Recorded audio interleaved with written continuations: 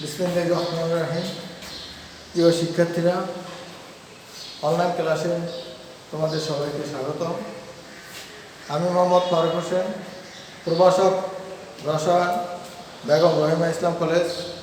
আজ আমি রসায়ন প্রথম পত্রের তৃতীয় অধ্যায়ে আলোচনা করব আয়নীকরণ শক্তি এবং ইলেকট্রন আসক্তির উপর বিভিন্ন নিয়ামকের প্রভাব সম্পর্কে। আমরা আগে জেনেছি আয়নীকরণ শক্তি হলো কোনো একটা মৌলের শেষ শক্তি স্তর থেকে এক মোল ইলেকট্রনকে সরিয়ে মৌলটিকে এক মোল ধনাত্মক আয়নে পরিণত করতে যে শক্তির প্রয়োজন তাকে ওই মৌলের আয়নীকরণ শক্তি বলে। আর এই আয়নীকরণ শক্তিরা বিভিন্ন নিয়ামক দ্বারা প্রভাবিত হয়। যেমন এক নম্বর হলো পরমাণুর আকার।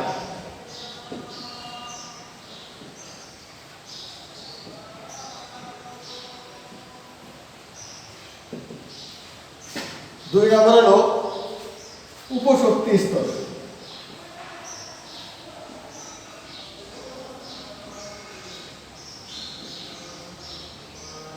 উপশক্তি স্তর ও ইলেকট্রন বিন্যাস।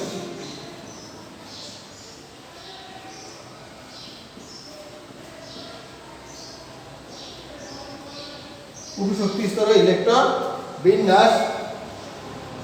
তিন নম্বর হলো নিউক্লিয়াসে ধনাত্মক চার্জের পরিমাণ।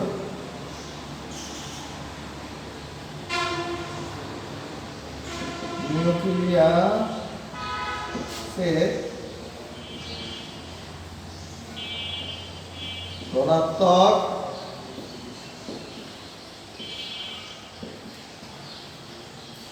ধনাত্মক চার্জের পরিমাণ।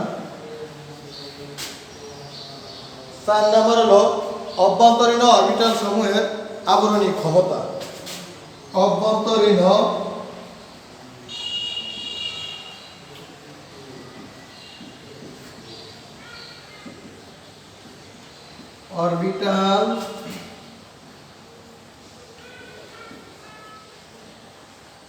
অরবিটাল সমূহের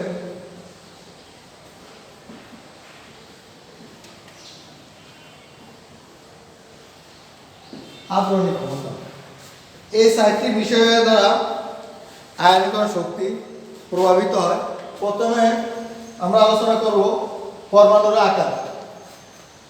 পরমাণুর আকার দ্বারা আয়নীকরণ শক্তি প্রভাবিত হয়। পরমাণুর আকার যত বৃদ্ধি পায়, অর্থাৎ নিউক্লিয়াস থেকে সর্ববহিস্থ শক্তি স্তরের দূরত্ব বেশি হয়। দূরত্ব বৃদ্ধি পেলে বহিস্থ স্তরে ইলেকট্রনের প্রতি নিউক্লিয়াসের আকর্ষণ হ্রাস পায়, আয়নীকরণ শক্তি হ্রাস পায়। অর্থাৎ মৌলটি তার ইলেকট্রন অপসারণ করে ধনাত্মক আয়নে পরিণত হওয়া সহজ হয়। যেমন একই গ্রুপের উপর থেকে নিচের দিকে গেলে পারমাণবিক সংখ্যা বৃদ্ধির সাথে সাথে তার আয়নীকরণ শক্তি হ্রাস পায়। যেমন গ্রুপ ওয়ানে অবস্থিত হলো হাইড্রোজেন ছাড়া সবাই খাদ্যাতু। এই খাদ্যাতুর আয়নীকরণ শক্তিতে আমরা দেখতে পাই লিথিয়াম, সোডিয়াম, পটাশিয়াম, রোবেডিয়াম, সিজিয়াম। এই মৌলগুলোর আয়নীকরণ শক্তি 520 কিলোজুল পার মোল, 494 কিলোজুল পার মোল। পটাশিয়ামের 418 কিলোজুল পার মোল, রোবেডিয়ামের 403 কিলোজুল পার মোল, সিজিয়ামের 376 কিলোজুল পার মোল। তাহলে আমরা দেখতে পাই যে পর্যায় সারণী একই গ্রুপের উপর থেকে নিচের দিকে গেলে পারমাণবিক সংখ্যা বৃদ্ধির সাথে সাথে তাদের শক্তি স্তর বৃদ্ধি পায়, বহিস্থ স্তর ইলেকট্রনের প্রতি নিউক্লিয়াসের আকর্ষণ হ্রাস পায়, আয়নীকরণ শক্তির মানও হ্রাস পায়। তেমনিভাবে পর্যায়ের বেলায় আমরা দেখতে পাই একই পর্যায়ে বাম দিক থেকে ডান দিক গেলে পারমাণবিক ব্যাসার্ধ হ্রাস পায়, তার মানে হলো পরমাণুর আকার হ্রাস পায়, আয়নীকরণ শক্তির মান বৃদ্ধি পায়। যেমন দ্বিতীয় পর্যায়ের মূল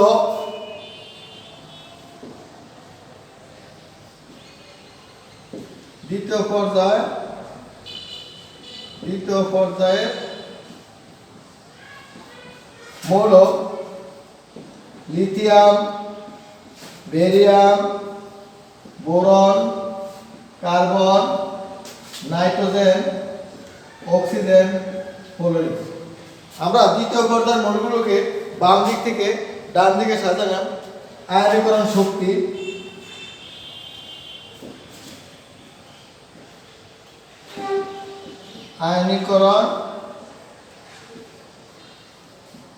আয়নীকরণ শক্তি কিলোজুল পার মোল এককে আমরা দেখতে পাই 520, 900, 800, 1086, 1680, 2080। দ্বিতীয় পর্যায়ের মৌলগুলোকে বাম দিক থেকে ডান দিকে গেলে আয়নীকরণ শক্তিমান বৃদ্ধি পায়। তার ভিতরেও দেখা যায় একই পর্যায়ে বাম দিক থেকে ডান দিকে গেলে এই আয়নীকরণ শক্তি বৃদ্ধির ক্ষেত্রে ক্রমশ ব্যতিক্রম দেখা যায়। তা আমরা বিভিন্ন উপশক্তি স্তর এবং ইলেকট্রন বিন্যাসের ভিতরে আলোচনা করে দেখতে পাবো। উপশক্তি 2 নম্বর হলো উপশক্তি স্তর।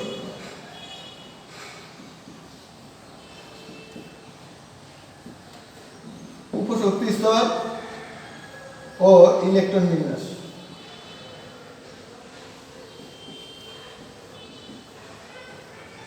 ইলেকট্রন বিন্যাস আধুনিক পর্যায় সারণীর ভিত্তি যেমন ইলেকট্রন বিন্যাস, তেমনি ক্রমভাবে আয়নীকরণ শক্তিরও নির্ভর করে ইলেকট্রন বিন্যাসের উপর।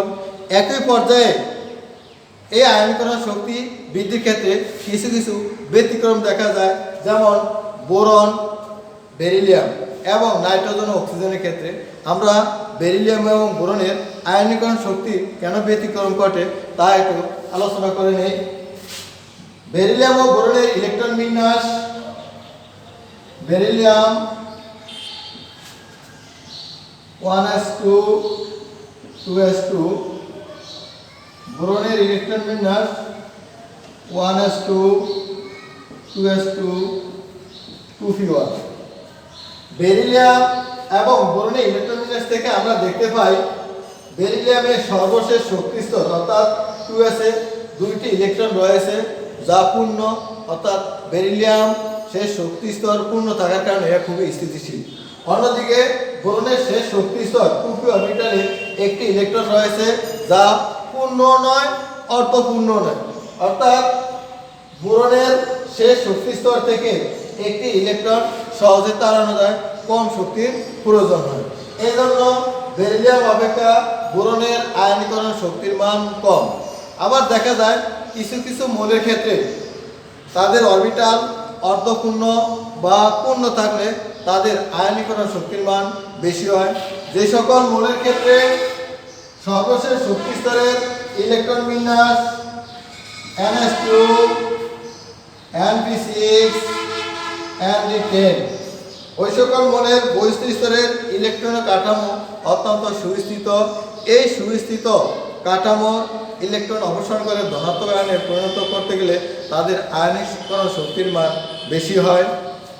তারপরে এইসবে দেখা যায়, এতে তো প্রশ্ন হতে পারে যে সোডিয়াম এবং পটাশিয়াম এই দুটির আয়নীকরণ শক্তির ব্যতিক্রম। আয়নীকরণ শক্তি সোডিয়ামের আয়নীকরণ শক্তি পটাশিয়াম অপেক্ষা বেশি হয় কেন?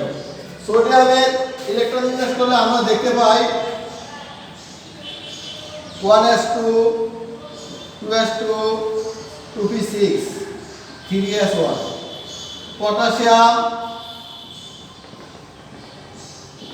1s2 2s2 2p6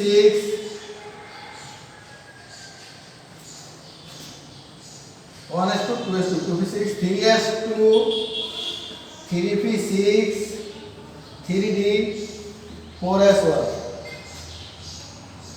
সোডিয়ামের শেষ শক্তি স্তর হলো তৃতীয়, পটাশিয়ামের শেষ শক্তি স্তর হলো চতুর্থ।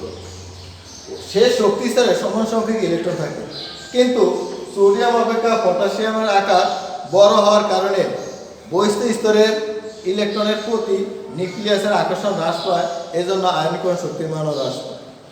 অভ্যন্তরীণ অরবিটাল সমূহের আবরণী ক্ষমতা অর্থাৎ শিল্ডিং ইফেক্ট, আচ্ছাদন প্রভাব। কোনো পরমাণুর নিউক্লিয়াস থেকে বহিস্থ শক্তি স্তরের মধ্যবর্তী যে শক্তি স্তর সমূহ থাকে, এই শক্তি স্তর সমূহ বহিস্থ স্তরের ইলেকট্রনকে নিউক্লিয়াসের ধনাত্মক আধান যে আকর্ষণ করে, ওই আকর্ষণকে প্রতিহত করার চেষ্টা করে। অর্থাৎ অভ্যন্তরীণ শক্তি স্তর সমূহ নিউক্লিয়াস এবং বহিস্থ স্তরের ইলেকট্রনের মধ্যে একটা পর্দার মতো কাজ করে। এই জন্য একই উপকক্ষপথে উপস্থিত ইলেকট্রনের আবরণী ক্ষমতার ক্রম হল S greater than P greater than D greater than F। আমরা এবার আলোচনা করব ইলেকট্রন আসক্তির উপর বিভিন্ন নিয়ামকের প্রভাব। ইলেকট্রন আসক্তি কি? ইলেকট্রন আসক্তি হলো কোন মৌলের সর্বশেষ শক্তি স্তরে অসীম দূরত্ব থেকে এক মোল ইলেকট্রন এনে মৌলটিকে ঋণাত্মক আয়নে পরিণত করতে যে শক্তির প্রয়োজন হয় তাকেও মৌলটির ইলেকট্রন আসক্তি বলে। পর্যায় সারণী ইলেকট্রন আসক্তি সাধারণত নির্ভর করে পরমাণুর আকার, বহিস্থ স্তরে ইলেকট্রনের কাঠামো এবং নিউক্লিয়ার চার্জের উপর। আকারের বেলায় পরমাণুর একই গ্রুপের উপর থেকে নিচে দিয়ে গেলে পারমাণবিক সংখ্যা বৃদ্ধির সাথে সাথে তার আকার বাড়ে, আর আকার বাড়ার কারণে বহিস্থ স্তরের ইলেকট্রনের প্রতি নিউক্লিয়াসের আকর্ষণ হ্রাস পায়, তার ইলেকট্রন আসক্তিও হ্রাস পায়। যেমন পর্যায় সারণীর গ্রুপ 1-এর ক্ষার ধাতু সমূহের ক্ষেত্রে আমরা দেখতে পাই লিথিয়াম, সোডিয়াম, পটাশিয়াম, রোবেরিয়াম, সিজিয়াম। এই মৌলগুলোর ইলেকট্রন আসক্তি উপর থেকে নিচের দিকে গেলে ধারাবাহিকভাবে হ্রাস পায়। যেমন লিথিয়ামের ইলেকট্রন আসক্তি -59.8 কিলোজুল পার মোল, সোডিয়ামের 52.7 কিলোজুল পার মোল, পটাশিয়ামের ইলেকট্রন আসক্তি হল 48.36 কিলোজুল পার মোল, রোবেরিয়ামের ইলেকট্রন আসক্তি হল 46.89 কিলোজুল পার মোল, সিজিয়ামের ইলেকট্রন আসক্তি হল 45.50 কিলোজুল পার মোল। তাদের আর 2 নম্বর হলো যে ইলেকট্রন বিন্যাস। ইলেকট্রন বিন্যাস দ্বারা মৌলের ইলেকট্রন আসক্তি নির্ভর করে থাকে। ইলেকট্রন বিন্যাসের উপর নির্ভর করে আমাদের মৌলের ইলেকট্রন আসক্তি হলো যা দেখা যায় একই মৌলের ইলেকট্রন বিন্যাসের উপর নির্ভরশীল ধারাবাহিকভাবে কোনো মৌলের একই পর্যায়ে বাম দিক থেকে ডান দিকে গেলে বহিস্থ স্তরের শক্তি স্তর বৃদ্ধি পায় না, কিন্তু এক এককের পারমাণবিক সংখ্যা বৃদ্ধি পায়। তার মানে হলো কেন্দ্রের নিউক্লিয়াস ধনাত্মক আধান বৃদ্ধি পায়, বহিস্থ শক্তি স্তরে একটি করে ইলেকট্রন বৃদ্ধি পায়। কেন্দ্রের ধনাত্মক চার্জ বহির্গোলকে ঋণাত্মক চার্জ বৃদ্ধি পাওয়ার কারণে তাদের আকার হ্রাস পায়। এই আকার হ্রাস পাওয়ার কারণে তাদের ইলেকট্রন আসক্তির মান বৃদ্ধি পায়। তারপর হলো যে নিউক্লিয়ার আধান। পরমাণুর নিউক্লিয়ার আধান পারমাণবিক সংখ্যা বৃদ্ধি পেলে নিউক্লিয়ার আধান বৃদ্ধি পায়। নিউক্লিয়ার আধান বৃদ্ধি পেলে বহিস্থ স্তরে ইলেকট্রনকে অপেক্ষাকৃত দৃঢ়ভাবে ধরে রাখতে সাহায্য করে।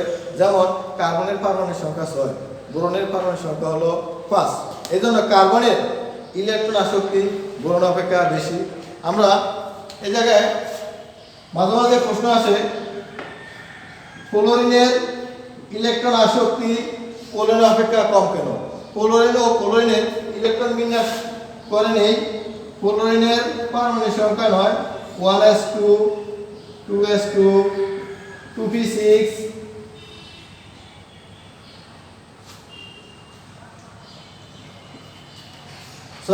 ক্লোরিনের ইলেকট্রন বিন্যাস করে আমরা দেখতে পাই তার শেষ শক্তি স্তর p অরবিটালে 5টি নয়, তার শেষ শক্তি স্তরে 7টি ইলেকট্রন রয়েছে। অপরদিকে ক্লোরিনের 1s2, 2s2, 2p6, 3s2, 3p5। ক্লোরিনের শেষ শক্তি স্তর হলো দ্বিতীয়, আর এই দ্বিতীয় শক্তি স্তরে 7টি ইলেকট্রন রয়েছে। ক্লোরিনের শেষ শক্তি স্তর হলো তৃতীয়, এই তৃতীয় স্তরে সেম 7টি ইলেকট্রন রয়েছে। কিন্তু ক্লোরিন অপেক্ষা ক্লোরিনের আকার বড়। ক্লোরিনের এই ক্ষুদ্র আকারে ইলেকট্রন বেগের ঘনত্ব বেশি। ইলেকট্রন বেগের ঘনত্ব বেশি হওয়ার কারণে নবাগত ইলেকট্রনের সাথে ক্লোরিনের বহিস্থিত ইলেকট্রনের বিকর্ষণ হয়, আর বিকর্ষণ হওয়ার কারণে ক্লোরিনের ইলেকট্রন আসক্তির মান কম। অন্যদিকে ক্লোরিনের ইলেকট্রনের সাথে দেখা যায় তার তৃতীয় শক্তি স্তরে 7টি ইলেকট্রন রয়েছে, কিন্তু এর আকার বড় ক্লোরিন অপেক্ষা। এই বৃহৎ আকার হওয়ার কারণে নবাগত ইলেকট্রনের সাথে ক্লোরিনের ইলেকট্রনের বিকর্ষণ খুবই কম হয়। এই জন্য ক্লোরিনের ইলেকট্রন আসক্তি ক্লোরিন অপেক্ষা বেশি। তাই শিক্ষার্থীরা, আজকে এখানেই শেষ করলাম। পরবর্তী ক্লাস দেখার জন্য তোমাদেরকে আমন্ত্রণ রইল।